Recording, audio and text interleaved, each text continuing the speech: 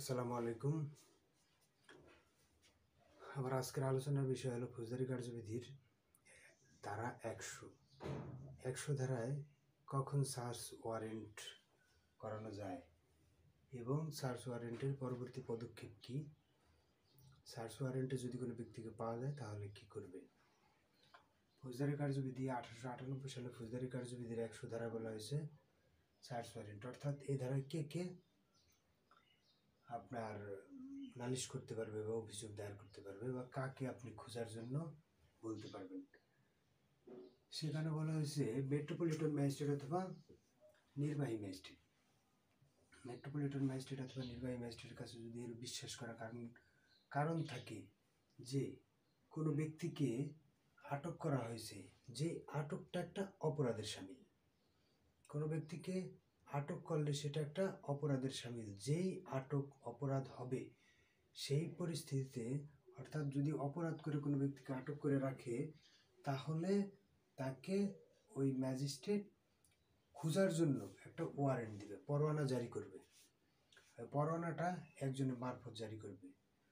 যে যাকে দিবে, হয়তো পুলিশের কাউকে দিল বা যে কাউকে দিতে পারে, কাউকে দিলে উনি খুঁজবে যে ওই বেচারা কোন জায়গায় আছে।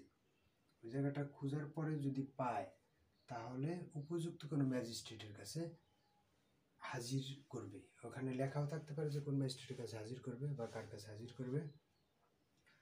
যেখানে পাবে সেখানে সে উপযুক্ত মনে করলে তার কাছে হাজির করবে। এখন এই ধারাটায় কথা হলো যে কে কে মামলা করতে পারবে কাকে খোঁজার জন্য। এখানে মামলা করতে পারবে হাজব্যান্ড, মামলা করতে পারে ১০০ ধারায় সার্চ ওয়ারেন্টের জন্য ওয়াইফকে খোঁজার জন্য, যে ওয়াইফকে পাওয়া যাচ্ছে না।